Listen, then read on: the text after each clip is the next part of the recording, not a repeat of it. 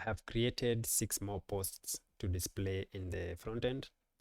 And before we fetch the posts from the database, we have an error here.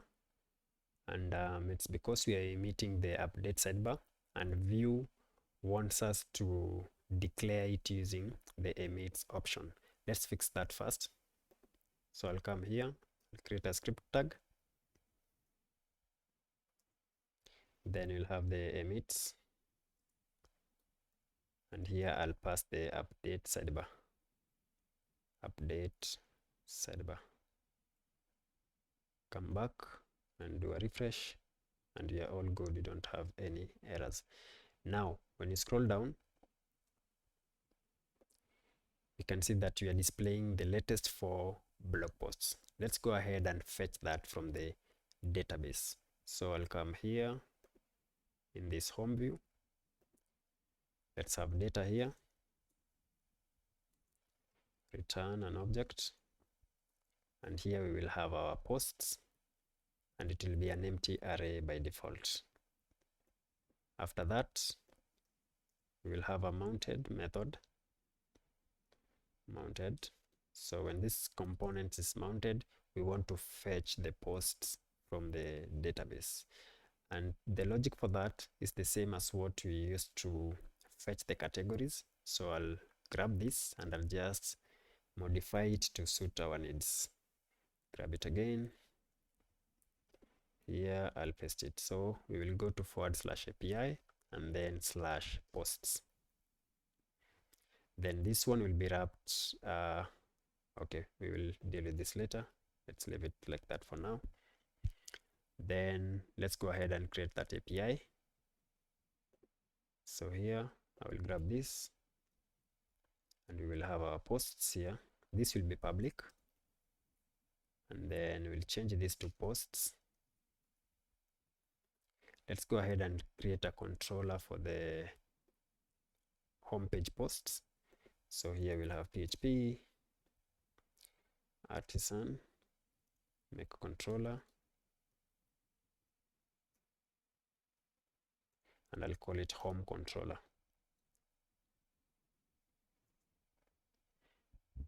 Let's go ahead and change this to home controller. Let's also change let's go back here. Let's have this as home page posts. So we can say home posts. Come back here, change this as well to home posts. Okay, let's go to that controller. Post controller, not post controller, sorry, that is home controller.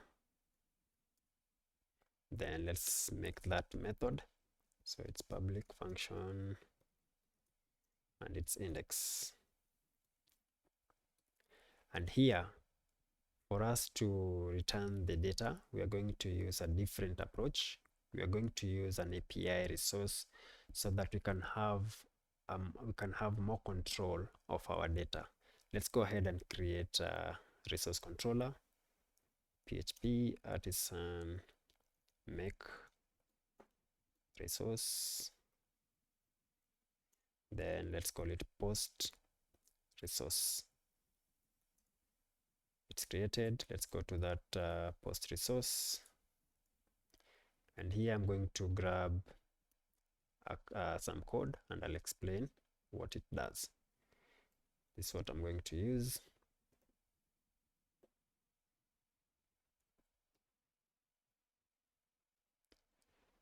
And here we are simply saying when we get a post model, we want each post, what we want to return from each post. So we want to return an ID so that at least you can have a unique ID.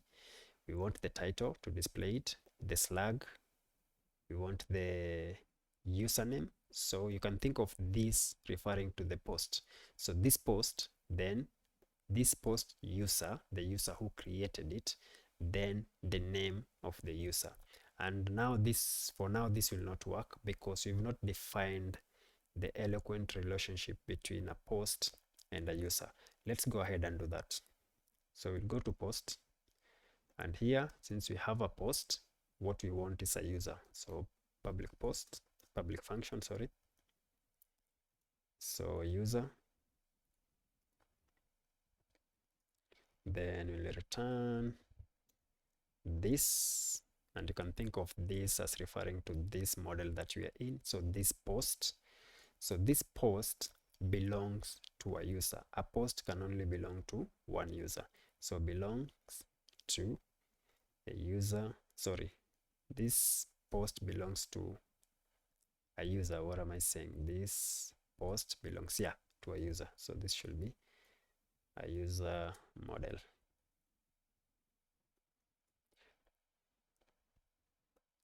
And in case you want an in-depth explanation of this, I already have a video on this. Check out the link in the description. There is an in-depth explanation of this. So after that, we will copy this and we will go to user, paste that. So we're in the user model. So what we need is posts. So we can think of this referring to the model that we are in. So this user has many posts. So a user can have many posts. So has many posts.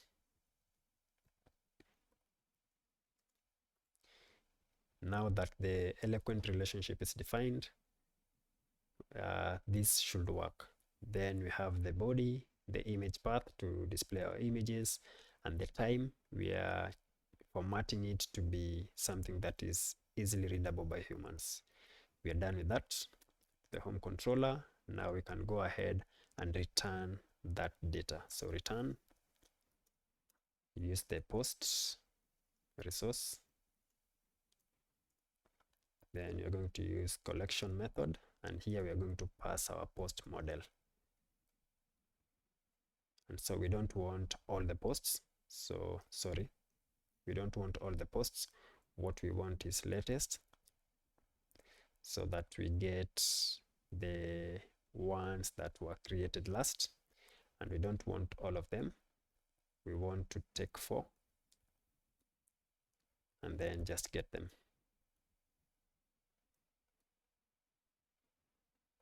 And that's it. I think we are done. Let's go ahead and test that.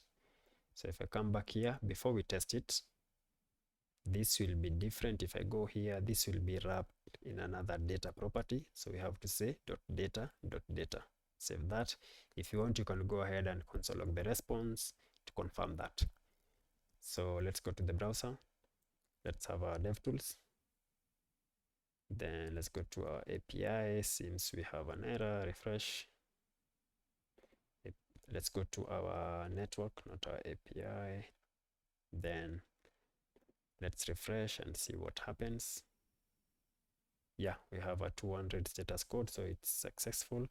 And if you check the data, we have everything that we want. So we have the ID, the title, the slug, user, body, image path, and created that. So we can go ahead now and display that on this page. So close this. Come here. We have these hard-coded posts. 1, 2, they're supposed to be 4. 3, 4. No, this one, 4. Is it? No, 1, 2, 3. Those are 3. We need another one. The 4th one. Let's go ahead and delete these 3. Then let's loop through this one. So here we are going to use v4. Then sorry, not posts, in post. Then let's use the ID as the unique key. So post.id. Then for the image, we will bind it. And then we are going to use the post.image path. Let's see if that's working. Back here, now we don't have the images. I don't know why. Let's see. Post in posts. Sorry, this is in posts. back here. Still we don't have our images. What is happening? Source, post, in posts. Okay, then okay, let's see if we have our posts. Inspect this, check the dev tool. So that is home. Where is our arrays? Posts array. Here it is, it's 0, so we are not fetching the posts. We have a problem somewhere. Okay, let's debug this together. Here is the issue. It's not categories, it's supposed to be posts. Okay, let's see if we have the posts now. Home. And our posts, yeah, we have an array of 4 objects, as you can see. Okay, now let's close this, refresh, but we still don't have our images. Okay, let's see. So source post dot image path. Was it image path? Let's see. Image path, yeah. Okay, I don't know why this is not working. Let's see. Help me out. Have you spotted the problem? Okay. I don't know. Let's see what we are getting here. Not page source. Element. So this is our, where's our div? Click on that. Yeah, so come here. Yes. So this is what you're getting, storage, post images. Yeah, I know what the problem is. So what is happening is we have our image path, but we cannot be able to see the image. And that's because if we come back here, then you come here, we have our images stored in this public disk. The images are not public. To make them public, we need to make a shortcut in our public folder. So all the assets that are in public folder are public. And to make that shortcut, we are going to use the symbolic link. So here I'm going to say PHP artisan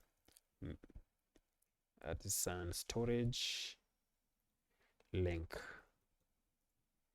And that will create a shortcut for us. So now if you come here, you see you have storage, and then you have post images, and then we have our images. And this is just a shortcut to reach our images. Now I believe it should work. Let's see that. Refresh. And yes, it's working. Great. Now let's go ahead and display the other details dynamically. So that is the time. We'll have post dot created at, then the author, that will be post.name. Is it post.name? No, post dot, let's see. We come here, then check our network, do a refresh.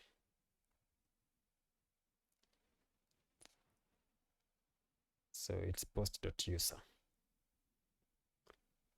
Okay, post.user. Then scroll down. Here we have a name, that's okay, the parameter. So we stop hard coding this. And now we are going to use post.slug. Okay, the title, change it as well. And that should be post.title. Okay, let's go back. Element is missing end tag. Where is that? Span. Okay, where we have posts.user. Post.user here. Save that. Let's see that. Yes, and I think now we are good. And we have the titles. Yes, all this is dynamic. So if we click on this, you can see that we are going to that flag dynamically. So that's it for this lesson. In the next lesson, let's see how to display a single blog post dynamically. Cheers.